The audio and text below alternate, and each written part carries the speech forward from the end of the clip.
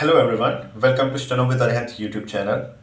तो जैसा कि आपने टाइटल देख लिया है कि हम इस वीडियो में डिस्कस करने वाले हैं कि लास्ट 7 डेज में हमें क्या स्ट्रेटजी रखनी है हमारे स्किल टेस्ट के लिए, किन वेज को या किन पॉइंट्स को हमें ध्यान में रखना है इन 7 डेज में, कैसे हमें प्रैक्टिस करनी है और किन किन मुख्य पॉइंट्स या मुख्य बिंदु हैं जिन पर हमें इम्प्रूव करना है। तो आइए शुरू करते हैं। तो सबसे पहली चीज़ जिसमें आपने टाइटल में देख लिया होगा कि डोंट पैनिक। जबरदस्ती का या मतलब इस डिक्टेशन को लेकर के, इस स्किल टेस्ट को लेकर के जबरदस्ती अपने दिमाग में ओवर बर्डन नहीं करना है। सिर्फ एक नॉर्मल सा स्किल टेस्ट है, इसको बहुत ज़्यादा हाइप कर दिया गया है, बट बिल्कुल टेंशन लेने की या बिल्कुल डरने की ज़रूरत नहीं है। कोई इसमें बहुत हार्ड डिक्टेशन नहीं आनी है, ठीक है ना। जैसे 2019 और 20 में आप डिक्टेशन देखते आए हो, 90% चांस यही है कि वैसे ही डिक्टेशन आनी है। बिकॉज रीजन बिंग दैट कई लोग ये भी बताते हैं कि लाइक वैकेंसी ज़्यादा है तो एसएससी को बच्चे कम भर्ती करना, मतलब इलॉजिकल रीजंस दे रहे हैं। सो उन पे बिल्कुल ध्यान नहीं देना है। फालतू के ग्रुप डिस्कशंस हो गए या कमेंट्स जितने भी हो गए ना, उन सबको ध्यान में देखिए। कोई भी फालतू की वीडियो देख ली, लाइक हाँ कोई बता देगा कि हाँ स्किल टेस्ट में अब की होगा ये चेंजेस हैं, ठीक है ना, अब की ये नहीं होगा, वो नहीं होगा, ये होगा, इंग्लिश वालों को हिंदी में लिखवाएंगे, हिंदी वालों को इंग्लिश में लिखवाएंगे। तो ऐसे फालतू की चीज़ों पे ना ध्यान देना है और ना ही उनको दिमाग में ला करके, गलती से भी दिमाग में ला करके पैनिक नहीं करना है। तो सबसे पहला पॉइंट तो यही कि आपको पैनिक नहीं करना है, क्योंकि अगर ये कमजोर पड़ गया ना तो स्किल टेस्ट अच्छा नहीं हो पाएगा। आते हैं हम सेकंड पॉइंट पे, जो कि है कॉन्फिडेंस। अपने ऊपर पूरा कॉन्फिडेंस रखने के लायक, ठीक है, हमने जितना अभी तक प्रिपेयर किया है ना, ये जितना भी हमने तैयारी की है अभी तक, that's good, that's enough for me. मैंने अपना पूरा 100% किया। मैंने जितना भी प्रिपरेशन किया, दैट मतलब मैंने अपनी जी जान लगा दी। मैं जितना कर सकता था, कर सकती थी, मैंने अपनी तरफ से पूरा किया है। एंड अपने तरफ से कॉन्फिडेंट रहना कि हाँ ठीक है, मैंने जितना किया वो सही है और मैं ये स्किल टेस्ट क्रैक कर लूंगा या कर लूंगी। सो इस चीज़ को अपने दिमाग में रखना, अपने आप को कॉन्फिडेंस, मतलब किसी भी तरीके से अपने अंदर निगेटिव ख्याल लाने ही नहीं है कि लाइक नहीं यार स्किल टेस्ट नहीं होगा, यार यार सिलेक्शन नहीं हो पाएगा, नहीं लाना है, ठीक है ना। एटलीस्ट फॉर दिस 7 डेज बिल्कुल अपना निगेटिव माइंडसेट आप छोड़ दो, एकदम कहीं बाहर, एकदम एकदम पूरा पॉजिटिव एटीट्यूड के साथ भरे रहो कि हाँ ठीक है, हमने जितना कर सकते थे हमने किया और जो मैंने किया वो बेस्ट है। मैं अपना बेस्ट दे सकता था, जो दे सकता था वो मैंने किया। एंड विश्वास रखिए निकलेगा भी। अगर कॉन्फिडेंस होगा ना, वही बोला ना कि आधा के लिए माइंड का होता है, मेंटल स्ट्रेंथ बहुत इंपॉर्टेंट होती है, बहुत मैटर करती है, ठीक है ना। जितना प्रैक्टिस भी नहीं करती ना, उससे ज़्यादा मेंटल स्ट्रेंथ करती है, क्योंकि ये जब ढंग से आपका साथ देगा तो स्किल टेस्ट और अच्छे जाएगा। नहीं तो फिर वही होगा कि वहीं पे जाके नर्वसनेस हावी हो जाएगी, एंजाइटी हावी हो जाएगी, आते हुए वर्ड्स नहीं लिख पाओगे, हाथ कांपेगा। तो ये तो जो 2 पॉइंट्स मैंने बता रहे ना कि पैनिक नहीं करना है, अपने अंदर कॉन्फिडेंस बिल्डअप करके रखना है, ये तो सबसे इंपॉर्टेंट है। तीसरी चीज़ कि जिस तरीके से आप लिखते हो, बड़े स्ट्रोक्स लिखते हो या छोटे स्ट्रोक्स लिखते हो, स्ट्रोक्स के बीच में गैप ज़्यादा है या स्ट्रोक्स के बीच में गैप कम है, ठीक है ना, या 4 पेज में खत्म होता है, 3 पेज में खत्म होता है, पेंसिल से लिखते हो, पेन से लिखते हो, इट डजेंट मैटर। अब तक आप जिस वे में लिख रहे थे वही सबसे बेस्ट वे है, क्योंकि अब वही तरीका है जो कि आपको स्किल टेस्ट पार करवाएगा। आप इन 7 दिन में अपना वे नहीं चेंज कर सकते। आप जैसे लिखते थे उसको अब आप चेंज नहीं कर सकते, कोई मतलब नहीं है। हाँ होता है 1 महीने 2 महीने का टाइम, तो एक बार मैं सजेस्ट करता कि लाइक चलो ठीक है आप बड़े स्ट्रोक्स लिखते हो तो छोटे लिख लो, बट अब ठीक है अगर आप बड़े स्ट्रोक्स लिख के भी 90 वर्ड्स पर मिनट लिख ले रहे हो एक्यूरेसी के साथ में, तो कोई मतलब कोई पॉइंट नहीं होता है कि अब आप उस चीज को चेंज करो, ठीक है ना, कोई कन्वेंशन के साथ जो नहीं, जो आप लिख रहे हो मान के चलो वही आपका बेस्ट है, ठीक है ना।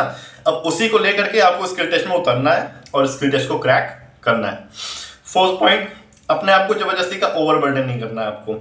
लाइक कि लास्ट 7 डेज दिमाग में लाता है ना कि अब आखिरी हफ्ता बचा है, लास्ट वीक है हमारे पास, तो ये होता है कि यार 2 डिक्टेशन का है, एक डिक्टेशन और कर लें, फिर होता है एक डिक्टेशन और कर लें, फिर एक डिक्टेशन और कर लें, और उसी में एक आध डिक्टेशन में ये हो जाता है कि ब्रेन आउट होने लगता है, ठीक है ना। ज़्यादा डिक्टेशन करोगे तो ब्रेन आउट होने लगता है, तो गलतियां बढ़ने लगेंगी, मिस्टेक्स बढ़ने लगेगी। अब उसमें आपको हो जाएगा नेगेटिविटी आने लगेगी कि लाइक यार मिस्टेक्स ज़्यादा आ रही हैं, कैसे होगा स्किल टेस्ट में। तो फिर अपने आप को ओवरबर्डन भी कर रहे हो, जबरदस्ती का जो नहीं चाहिए उससे ज़्यादा मेहनत भी कर रहे हो, और आपका माइंड सेट भी निगेटिव जा रहा है, तो मतलब पूरी तरीके से एक निगेटिव डील है। तो अपने आप को जबरदस्ती का ओवरबर्डन करने की बिल्कुल ज़रूरत नहीं है।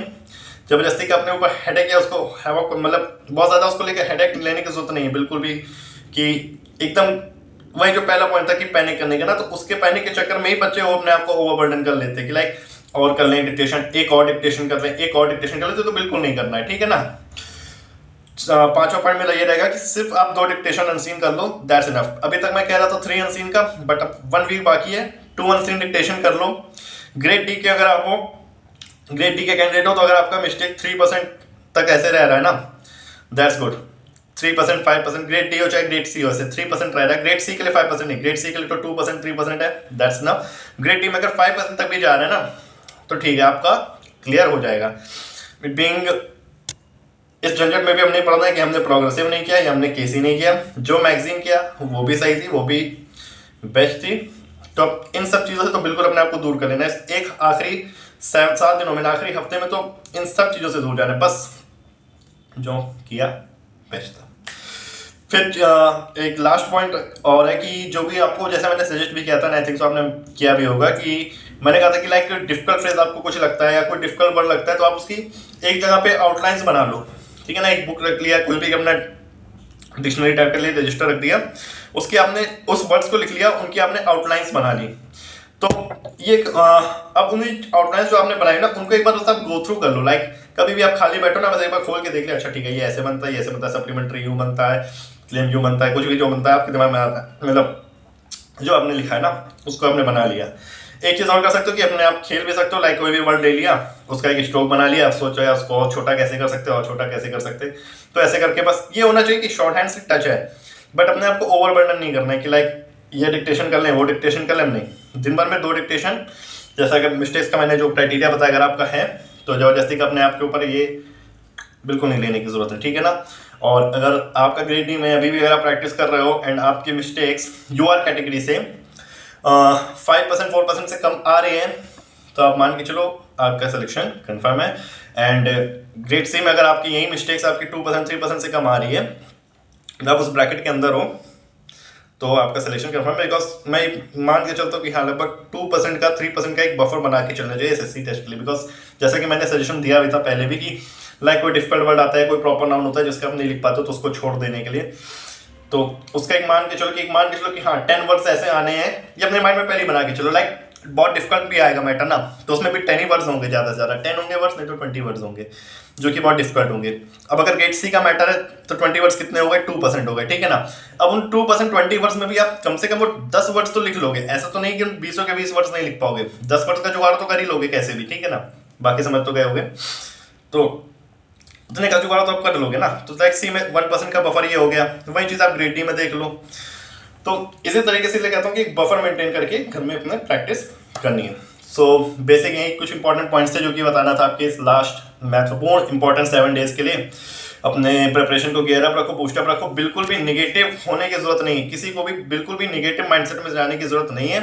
आपने जैसा भी किया है, आप लोगों ने जितना भी प्रैक्टिस की, जितना एफर्ट आपने किया, दैट वाज गुड, और आप सबका क्रैक होगा। भगवान करे आप सबके अच्छे से स्किल टेस्ट जाए। बिल्कुल भी अपने आप को ओवरबर्डन या पैनिक करने की बिल्कुल जरूरत नहीं है। So thank you very much for watching this video. अगर वीडियो पसंद आई तो लाइक कर दीजिएगा। कोई भी आपको क्वेरी हो आप कमेंट सेक्शन में पूछ सकते हैं। अगर वीडियो हेल्पफुल लगी हो तो ज़्यादा से ज़्यादा लोगों में शेयर कर दीजिएगा। डिस्क्रिप्शन बॉक्स में हमारे टेलीग्राम चैनल का लिंक दिया गया है, आप उसको ज्वाइन कर सकते हैं। रात में हमारे 8:30 साढ़े 9 बजे के आसपास में एक वॉइस चैट कंडक्ट भी करते हैं, जिसमें अरिहंत सर आप सबके डाउट्स, लाइव डाउट्स आप उनसे पूछ सकते हो, वो सॉल्व कर देंगे। और हिंदी स्टेनोग्राफी रिलेटेड आपको कोई भी क्वेरी है तो आप अरिहंत सर से पूछ सकते हैं। सो एंड एक और चीज़ कि लाइक अगर आपने अभी तक चैनल सब्सक्राइब नहीं किया तो प्लीज़ सब्सक्राइब कीजिएगा, क्योंकि बार बार मैं बता रहा हूँ यूट्यूब वीडियो स्टूडियो में जैसे हम लोग देखते हैं viewers and subscribers, please. So thank you very much for watching this video. I hope so कि आप सबका स्किल टेस्ट बहुत अच्छा जाए। जय हिंद।